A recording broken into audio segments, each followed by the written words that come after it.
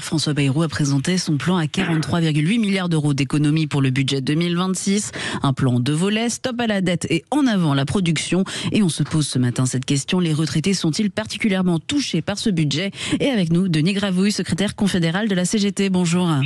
Bonjour. Alors, avant de revenir plus spécifiquement sur ces annonces qui concernent les retraités, j'aimerais qu'on parle de cette proposition de François Bayrou de supprimer 2 jours fériés, le lundi de Pâques et le 8 mai. Quelle est la position de la CGT ? Globalement, d'abord, sur ces annonces, on est très en colère parce que c'est à nouveau des annonces c'est un plan d'austérité qui touche les plus pauvres, les classes moyennes et qui partagent pas du tout l'effort, contrairement à ce qui est annoncé.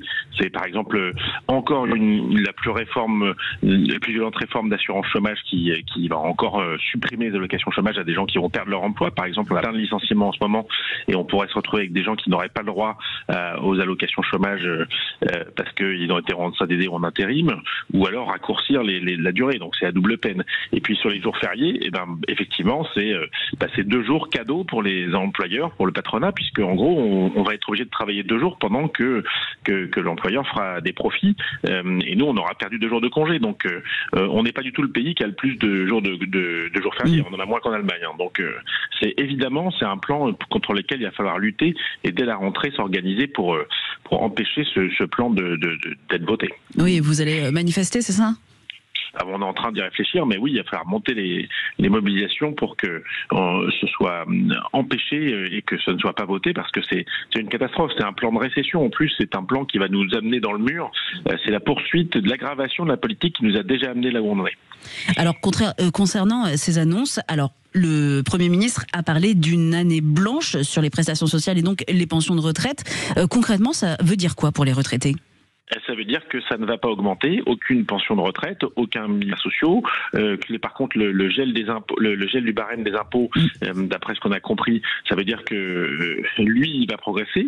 Donc, si on a eu une augmentation d'une très légère augmentation de salaire, par exemple, juste avant de partir à la retraite, pour faire le lien avec les retraités, eh bien, on se retrouvera avec une augmentation d'impôts sans avoir une augmentation des prestations. Donc, ça veut dire les choses. Même en faible inflation, c'est une baisse en euros constants de son niveau de retraite, par exemple. Et là, c'est pour nous absolument inacceptable de considérer qu'on va mettre tous les retraités comme étant des privilégiés. La retraite moyenne est à 1630 €. C'est pas du tout, c'est à peine au-dessus du SMIC. Et encore, c'est encore pire pour les femmes. Il y a des écarts de 38% entre hommes et femmes pour les pensions de retraite, dus aux inégalités de salaire qui se perpétuent et s'aggravent à la retraite. Donc évidemment, nous sommes en complet désaccord avec cette annonce et c'est absolument insupportable d'imaginer de prendre tous les retraités comme étant des vaches à lait. En fait, toutes ces annonces, elles servent à opposer les retraités aux actifs, les chômeurs à ceux qui ont un emploi, alors que ça peut être les mêmes à différents moments de sa vie, les jeunes et les vieux, les étrangers et les Français. Enfin, c'est absolument insupportable, alors que l'argent, il existe dans les mains d'une toute petite minorité, peut-être les quelques millionnaires qui sont au gouvernement d'ailleurs. Alors, le Premier ministre a annoncé une contribution de solidarité pour les plus fortunés. C'est pas une réforme. C'est pas une réforme de l'impôt. Il faut une réforme fiscale.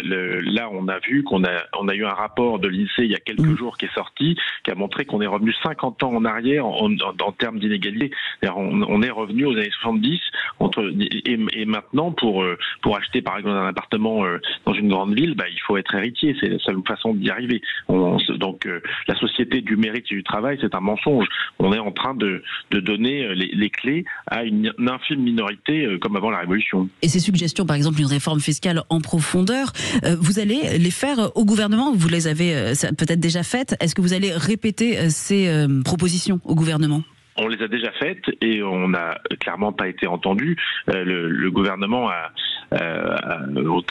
qui nous ont consultés il y a quelques jours, en fait, ils nous ont consultés pour la forme et ils ont avancé sur leur plan en ne tenant absolument pas compte de nos propositions, parce que évidemment on en fait et sur le retraité, on avait clairement dit il n'est pas question pour nous d'accepter une sous-indexation, une non-revalorisation. Il était même question seulement d'une sous-indexation, c'est-à-dire ne pas revaloriser au niveau de l'inflation. Et là, c'est carrément pas de revalorisation du tout. Avec cette dette, c'est le chiffre avancé par François Bayrou, qui augmente de 5 000 € chaque seconde, est-ce que c'est pas normal quand même de mettre à contribution tout le monde ? Et le problème qu'on a depuis des années, et c'est ce que disent par exemple un rapport de l'OSCE ou différents rapports, c'est qu'on a un problème de recettes. La politique qui a été menée par Emmanuel Macron depuis des années, c'est de supprimer les recettes et ensuite de dire on n'a pas assez pour couvrir les besoins. Donc on va supprimer un fonctionnaire sur 3. Et donc comment on va fonctionner par exemple à l'hôpital, alors qu'on sait que les urgences ou les services psychiatriques sont déjà complètement saturés. C'est totalement absurde. Donc, il faut répondre aux besoins. On a supprimé un nombre de fonctionnaires tellement important depuis des années que on n'a plus de quoi faire fonctionner les hôpitaux, les écoles, toutes sortes de services publics, même la culture d'ailleurs, étant dans le collimateur, je suis à Avignon. Et là, c'est totalement scandaleux parce que on essaie de nous faire croire que nous vivons nous au-dessus des moyens. Mais qui vit au-dessus de ces moyens quand on parle de gens qui ont du mal à joindre les deux bouts ou de gens simplement qui sont obligés de se restreindre pendant qu'il y a eu 100 milliards de dividendes en 2024. 100 milliards, c'est un record d'Europe. Donc on voit bien qu'on a un transfert des richesses dans un pays qui est riche d'un côté vers l'autre et on nous culpabilise. Donc évidemment, il faut une autre politique qui permette d'augmenter les recettes, qui permettent de répondre aux besoins. Et ça, c'est faisable si on évite d'aller...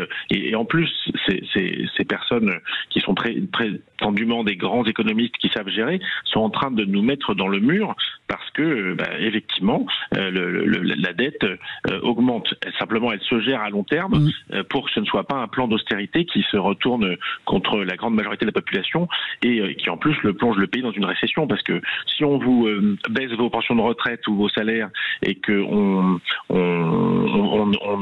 même temps on augmente les impôts, on aura moins chacun en pouvoir d'achat, donc on va avoir une récession très nette, c'est clair. On vous a entendu, Denis Gravouille, secrétaire confédéral de la CGT. Merci beaucoup pour votre passage à l'antenne sur Sud Radio. Très bonne journée à vous.